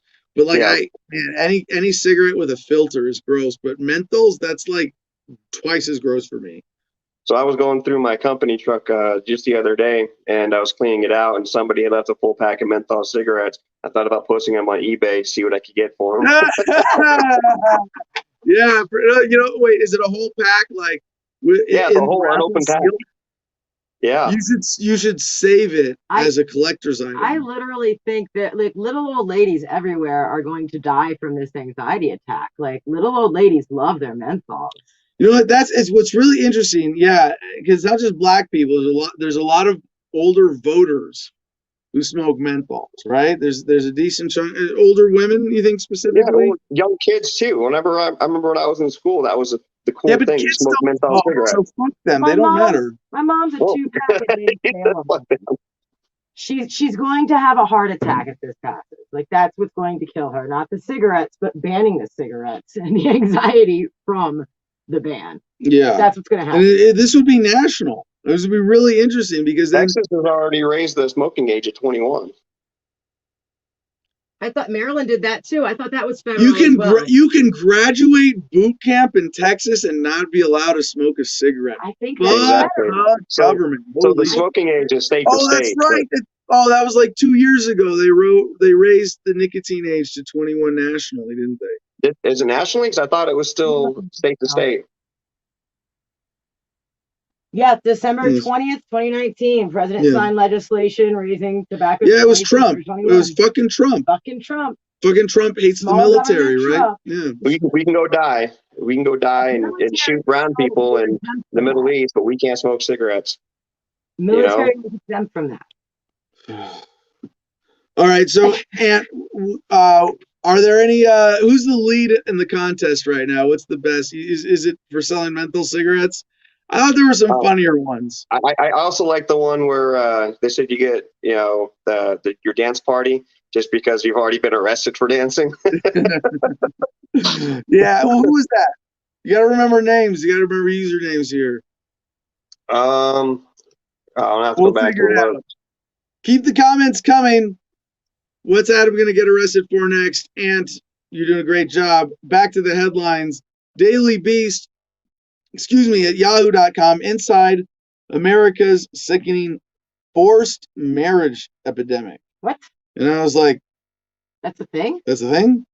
Knots, a forced marriage story, is driven by a noble aim to give voice to the voiceless. Director Kate Ryan Brewer's documentary, May 7 in theaters, concerns 3 women from different geographic, religious, and social backgrounds who found themselves in comparable circumstances, namely being bullied into matrimony with strangers by their parents and cultural leaders with no way out. It's a familiar tale of misogynistic coercion, except that in this case, the disparate victims in question didn't reside in the Middle East, India, or another foreign land where such practices are more common. On the contrary, they took place right here in the United States. That such rancid behavior still goes on in various parts of the country probably won't come as an enormous shock to many, especially given the recent success of Netflix's Unorthodox, which dramatized the based on real events efforts of one Hasidic Jewish woman to flee her Orthodox Jewish community in Williamsburg, Brooklyn, and with it, her arranged marriage. Nonetheless, Knots, a forced marriage story, shines a spotlight on what remains an intensely pressing issue, since today only 4 states, Delaware, New Jersey, Minnesota, and Pennsylvania, limit marriages to individuals who are 18 and over, and 10 states have no minimum age limit at all for tying the knot. The result is a recurring paradigm in which women are susceptible to being trapped in permanent captivity, cut off from the larger world, and the legal rights that might empower them, and denied any recourse or escape. Definitely something we need to get over. 2 unique comments force me into a marriage, yo. It's hard to find a decent lady out there. Yeah, a woman who wants to be married. All right, the Seattle Times next. Cheney criticizes Trump's attempt to brand 2020 election the big lie, sparking new calls for her to leave leadership. Yeah, this is the new fault line in the GOP. Next, the Washington Post at MSN.com. How 3 major news organizations all got a story about Rudy Giuliani wrong. He did not have hair dye dripping down his face. No, that was the aliens who have infected and taken over his brain. How did they get that wrong? That was alien blood oozing out from his ears. Incorrect information from government sources apparently led 3 separate news organizations to publish the same erroneous claim about Giuliani last week that all 3 later corrected. The Washington Post, the New York Times, and NBC News all reported Thursday that the FBI had briefed the lawyer to President Donald Trump that he was a target of a Russian disinformation campaign during his efforts to dig up unflattering information about then candidate Joe Biden in 2019. In fact, the news organizations later said in corrections appended to their story Saturday that Giuliani had not been briefed by the FBI. And it makes a huge difference in this particular story where, hey, maybe because the way they presented this was Rudy knew the Russians were using him and went along with it. And that this is, so when I see the mainstream media going and bashing Giuliani, it makes you wonder what other dynamics are behind these stories. Is he one of the super class getting thrown on the bus? Is he thrown under the bus? Was he always that guy? Remember, he just had his home raided and is being slammed in the media. But one important part of that story around the raid that we covered was wrong. So I'm sharing this as partly as a retraction for myself, that as long as we're going to cover that, we do owe everybody fair coverage involved, right? To a certain extent. And it was unfair of us to not issue a correction, or it would have been unfair of us to not issue this correction, to say that no, Cheney or Giuliani was not briefed by the FBI, being told that he was part of this Russian disinformation campaign. Now, fun little story from The Hill. Weird photo of Carter's with Biden's creates major online buzz. And you just got to pull up this picture full screen.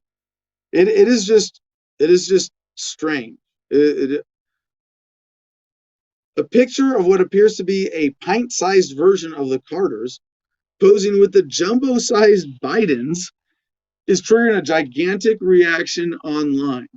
The Carter Center released a photo Monday night of President Biden and First Lady Jill Biden smiling alongside former President Carter and former First Lady Rosalind Carter in the ex-First family's Plains, Georgia home during a visit last week.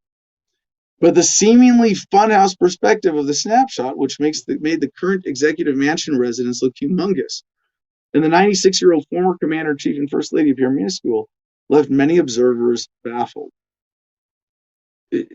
This is so strange, and I wonder if it's just like a wide-angle lens and weird proportion in the room, because you see like Joe Biden next to Mrs. Carter, and you go, well, of course, Biden's a big, tall guy. And then you see Jimmy Carter next to Jill Biden on the left, and Jill makes him look tiny. And I'm thinking, like, is there a perspective thing? Is she in front of him? Like, no, they're both pretty well next to them. But perhaps there was a sort of fisheye effect on this photo. But it is just the whole internet today, just so you know, there are going to be memes about, someone's going to come up with some really good memes about this. The problem is you're going to have to recognize the Carters in order to get them. I don't think most people could pick Jimmy Carter out of a lineup today. I could. Well, you're a political dork. Of course you could. You're the exception. The one. All right. For our next story, I am finally ready to tell the story of my latest travel debacle with masks and the TSA and Delta Airlines. KCCI 8 Des Moines, kcci.com, Scott Carpenter. Iowa family denied flight home after their child with autism couldn't wear a mask. Now, when I was flying home last Sunday from Wisconsin, from the Wisconsin Libertarian Convention, I went into the airport without a mask on.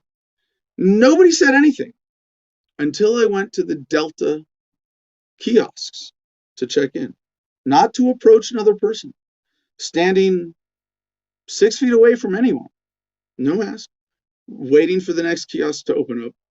I was angrily approached by a Delta employee, demanding that I put a mask on.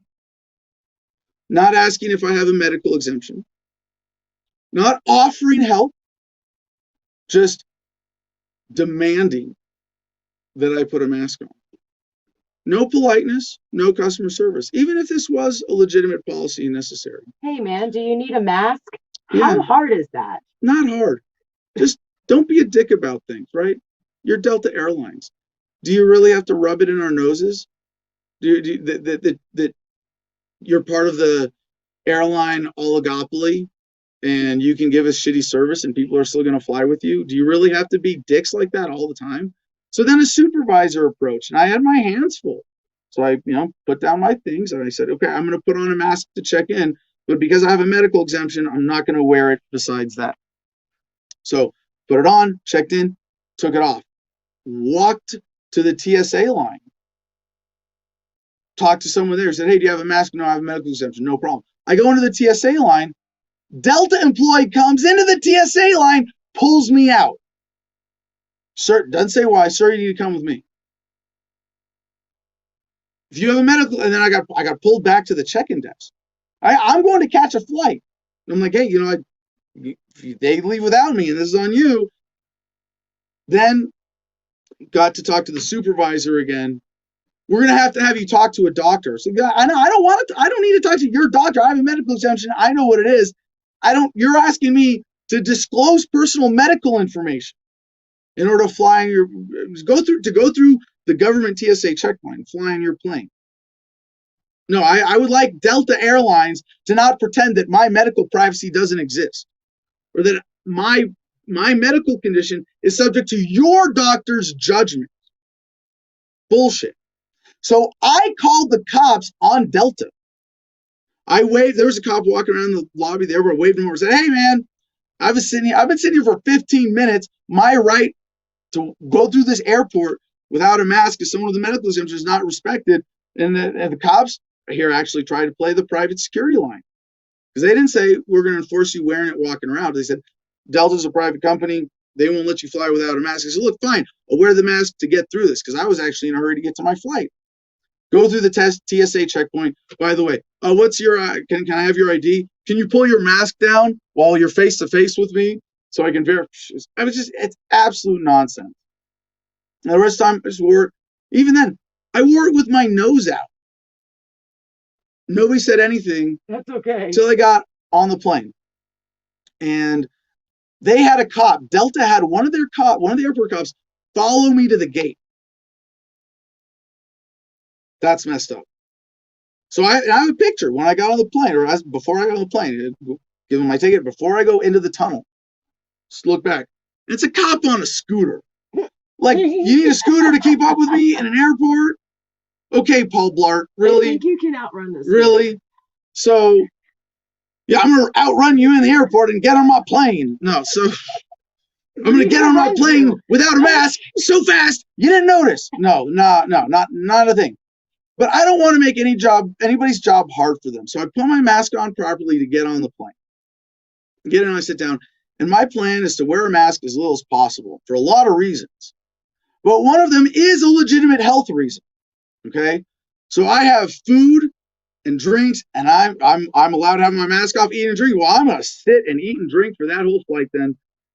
So I don't have to wear my mask. And that's even legit according to your rules, Delta.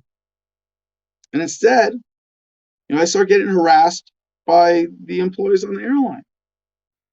No respect for medical conditions. And I mean like harass, like multiple interruptions. Sir. And I'm like, I'm drinking. I have food in my hands. They came and put a flyer on I have some names here, Delta, if you really want to address this, but I don't care about these individuals. Delta needs to change their policy, and every major airline needs to change their policy. Now, my relevant medical condition is that I have a beard, and it looks awesome. Just kidding. No. My medical condition is that I'm sane, and I don't believe bullshit. No, I'm just kidding. But that's part of it. But I have a legit medical condition that is affected by masks. I have hay fever. I have allergies. I'm constantly clearing my nose. I cough. Now I have red, itchy eyes when I get hay fever, but like even just runny nose, congestion, is kind of a common constant in my life. Wearing a mask for an extended period aggravates my allergies. And it's not up to Delta Airlines, and it's not up to the government, according to your own rules in the case of COVID bullshit. It's up to me to decide whether the risk of COVID involved with me not wearing a mask is worse than the consequences for my health of wearing a mask. You say, well, Adam, put up with the sniffles so you don't have to, so other people don't have to worry about COVID. No, because having the sniffles for me, if my allergies get bad, turns into a real cold, turns into more aggravated mucous membranes, turns into I'm more likely to get a regular flu or cold virus. Me wearing a mask, aside from the fact that studies show this is true anyway from touching a mask, particularly with the way that I have allergies, and then I got to pull my mask on and off constantly to blow my nose. By the way, on this show, when we have graphics full screen, you see me come back like this, it's because I was leaning off camera to wipe or blow my nose.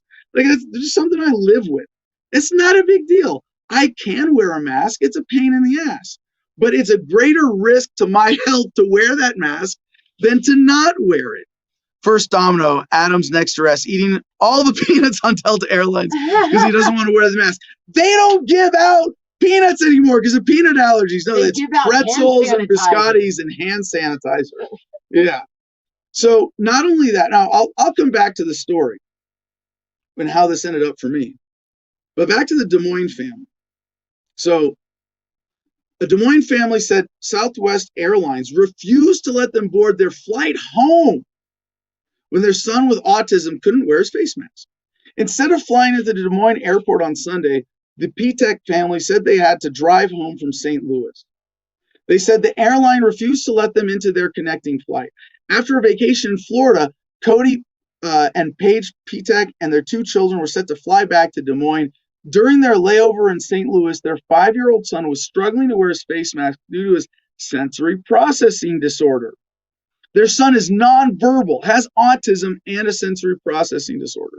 Now, aside from that, I think of all the adults.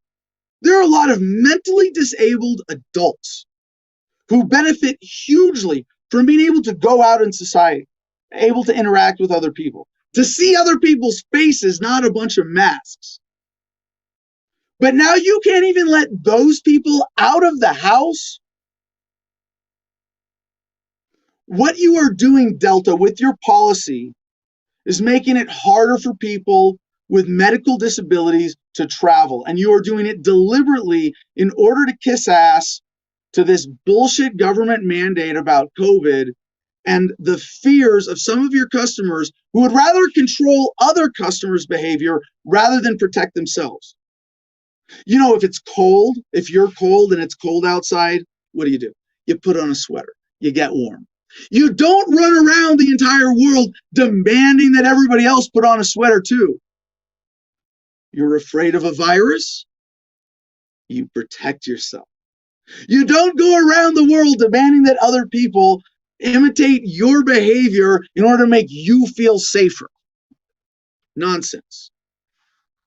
And what this kind of policy and the kind of enforcement that you are doing, Delta, what you have conditioned your agents, trained and asked them to do, is making the world more difficult for people with serious medical disabilities. You are helping this phenomena of making shut-ins of people who have issues with masks for real serious medical conditions. I'd say mine is minor, but I assert it so that I can create a space for people like this to feel safe traveling, because a lot of people don't.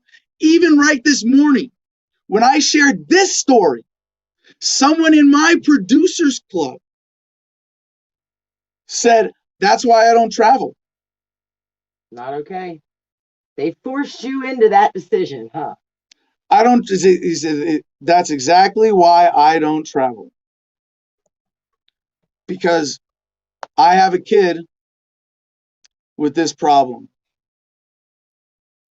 I can't fly because my kid has autism. Empty. Ever see a parent try to force a kid to wear a mask? It's horrible. Yeah, you're asking as if getting kids on a plane wasn't bad enough. I mean, you're asking a lot of people to torture their kids, to make flying not just a negative experience, but a really traumatic experience. I want to find out who it was. They probably don't want me to share this. I won't, because they're talking about their kids. How many Americans are in that situation now? How many adults with mental disorders or disabilities have committed suicide because airlines like Delta don't respect medical exemptions? Because the Karens of the world who go around trying to tell everybody else to put their masks on don't have a level of politeness in customer service that Delta Airlines should have. But this is worse. A connecting flight. Dr. Vince Hassel was also flying back to Des Moines. He said people started lobbying to get the boy on board when the Southwest Airlines crew refused. You're denying the will of your own customers in order to serve government? Wow. As this was playing out, the family said their son had a seizure, but his medication was on board the flight to Des Moines. Oh my God. You're separating people from life-saving medication now? Hassel said they weren't going to let the kid on the plane if he didn't put his mask on. He just wasn't having it and throwing a fit. Just to watch this play out was absolutely horrible. What should have been an hour-long plane ride turned into a 5.5-hour drive in a rental car. Thank God they had the financial means to do that and weren't actually traveling on a budget and stranded. It's like 5 times more expensive these days. Now, Southwest had a statement to the media. While we regret any inconvenience this family experienced while traveling, federal law requires each person 2 years of age and older to wear a mask at all times throughout the travel journey. Not true. That is factually false. You are allowed to take it off to eat, and drink, and if you have a medical exemption. Why? And Delta said the same shit. And interestingly enough, they came and threatened me with this final warning flyer during the flight and then took it away. I didn't even get a picture of it. 1054, all these kids we see wearing masks now, the thought they'll grow up with this as norm is stomach churning. Yeah, if anything for the kids, we got to get over the mask norm bullshit. Back to Southwest. To assist travelers with disabilities, there's a narrow exception to the mask mandate for specific types of disabilities that prevent a person from wearing a mask. Southwest Airlines considers applications for exemptions from this mask requirement from passengers with a disability who cannot wear a mask or who cannot safely wear a mask because of the disability. In this case, a traveler was not wearing a face covering prior to boarding and did not have an exemption to the federal mask mandate. No, they definitely had an exception. They just didn't fill out your fucking paperwork for it. This is airlines actually going above and beyond to kiss government ass for some reason that doesn't seem to make sense. Southwest are you guys being airlines employees? Are you being threatened that if you're standing in front of someone, they're not wearing a mask, and if they don't fill out the medical exemption paperwork forms, then you're going to get fired? What are you telling airline employees to get them to be such dicks to customers? Southwest employees tried to assist the family by encouraging the child's covering be placed over the mouth and nose. That's your idea of help? Oh, put the mask over the mouth and nose. That's a good idea. Please do that. We recommend that. That's your idea of help. Okay. Once the family was unable to meet the federal requirement, Southwest offered the family a hotel for the night and to rebook them on a flight today to allow them additional time to comply. You know what? We'll give you 5 hours to get your child not autistic. Come back, and we're happy to accommodate you. Instead, the family chose not to fly and was granted a full refund. It's the responsibility of Southwest employees to enforce federal regulations. As always, we appreciate the spirit of compliance to the federal mask mandate and the ongoing cooperation among our customers and employees. as we work collectively to support the comfort and well-being of all who travel with us during the ongoing COVID-19 pandemic. So not only was I, now back to Delta, back to my experience, not only was I threatened multiple times on my way in and on the flight, but then on the way out, threatened and lied to about the policy numerous times. I was greeted by a guy who refused to identify himself in a red jacket, claiming to be Delta security, demanding my information, which I refused to give, and informing me that I was banned from Delta Airlines. Eventually, I was able to get him to leave me alone after telling him multiple times, "This is harassment. Please get out of my personal space." He was walking with me like a stalker, trying to follow me. Sick. I expected an apology from Delta Airlines. And instead, I got banned. I'm no longer allowed to fly on Delta Airlines. And you know what? I thought I should have gotten an apology and a free ticket or a voucher or something for experiencing this kind of harassment, because COVID mask silliness.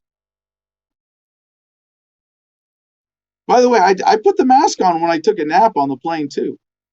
Technically, even without the medical exemption, I complied with all of your policies, Delta.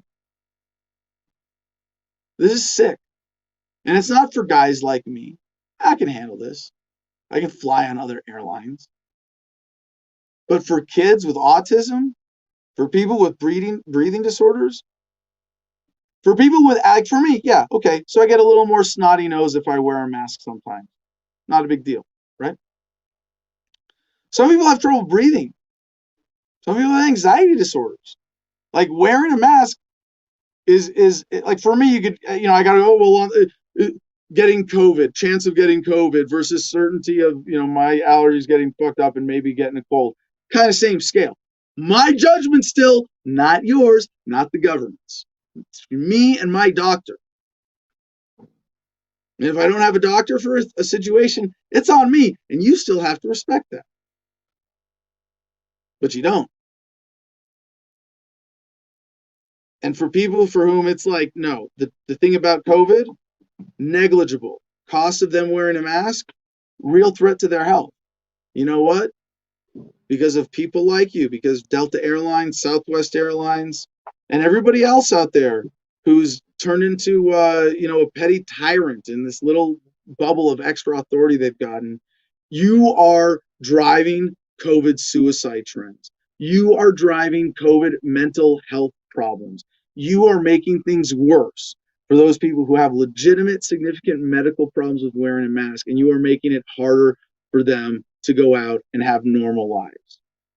And you should be sorry for that, at very least. And I hope you'll change this policy. Anybody who sees this goes, yeah, I don't want to be that kind of Karen. From CNBC.com, this is kind of disturbing. 44% of older millennials already have a chronic health condition. Here's what that means for their futures. As millennials begin to turn 40 in 2021, CNBC Make It has launched Middle-Aged Millennials, a series exploring how the oldest members of this generation have grown into adulthood amid the backdrop of the Great Recession and the COVID-19 pandemic, student loans, stagnant wages, and rising costs of living. But this is crazy. About 44% of older millennials born between 81 and 88, that's me, born 82. We're older millennials. Older millennials. Report having been diagnosed with at least one chronic health condition, according to a new recent survey. Yeah. That's crazy.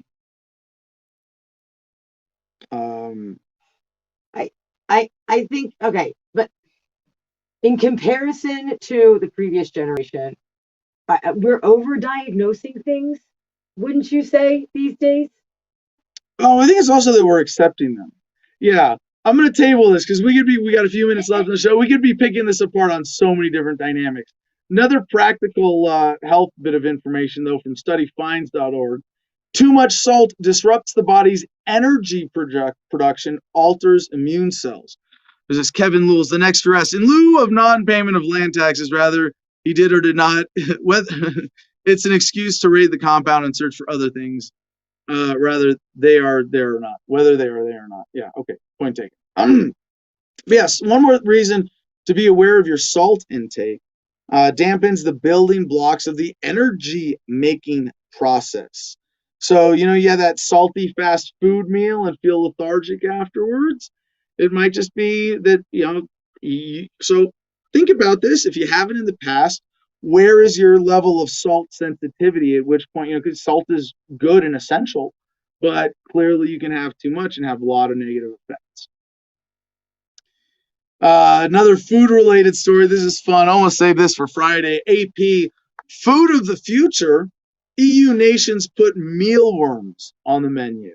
Yeah, dried yellow mealworms could soon be hitting supermarket shelves and restaurants across Europe. The European Union's 27 nations have the green light Tuesday to a proposal to put the Tenebrio molitor beetle's larvae on the market as a novel food. Novel. Like the virus. The move came after the EU's Food Safety Agency published a scientific opinion this year that concluded worms were safe to eat. Oh, well, if government says they're safe to eat, then it must be okay. Research. Now, I'm really in favor of this. I think harvest. If you're going to eat meat, if you're going to eat animal products, kill the ones that don't feel the pain. Right? Use the bugs. And if what they can do with this is reprocess it into so many different food products. But I think you can just eat these like snacks. I wonder, a lot of bugs work that way, and it's just a matter of I don't know. I think there was a survival TV show, wasn't there? It was like, how long can you survive in the Alaska wilderness? And there was a guy who like, you bring one item with you. Like, there was a guy who shot a moose or an elk. Moose? What's the big thing in Alaska? Anyway, moose. So he shot one, caribou. Anyway, he shot a big animal, and the meat didn't last that long because he couldn't preserve it, and other animals got it. The guy who lasted the longest ate snails. No mess, no attracting other predators, just snails. Snails and plants, and focused on being warm and comfortable. I'd argue this is not a food of the future yet, a food of the very ancient past that we're just like, oh, duh, this is how we didn't have to stop eating bugs. Yeah. All right, to Mexico, 2 stories from AP. Mexico marks end of last indigenous revolt with apology. Yeah. Mexico on Monday marked the anniversary of a 1901 battle that ended one of the last indigenous rebellions in North America by issuing an apology for centuries of brutal exploitation and discrimination. And also from the AP, Mexico City Metro overpass collapses onto road. 23 dead. Yeah. We hear about ailing infrastructure in the United States. If something like this happened here, see a lot of money going to it. An elevated section of the Mexico City Metro collapsed and sent the train plunging toward a busy boulevard late Monday, killing at least 23 people and injuring at least 79. This is what you get for taking government transportation. CNBC.com. Warren Buffett says Berkshire Hathaway is seeing a very substantial inflation and rising prices. We're seeing very substantial inflation, Warren Buffett said at the conglomerate's annual shareholder meeting Saturday. We are raising prices. People are raising prices to us, and it's being accepted. Berkshire Hathaway owns one of the nation's largest home builders, Clayton Homes, along with companies such as Benjamin Moore Paints and Shaw Flooring. Inflation has begun to accelerate recently due to multiple factors, including increasing demand and struggles with some areas of the supply chain, as well as just easier comparisons with the pace of a year ago. And with that, let's check in with Ant, our co-host today, not captain yet, someday. Ant, how you doing, brother? Did we miss any important comments? I don't think we really had a whole lot of more comments come in. Just the ones that we already had. It kind of slowed down. Me and Ed both like the one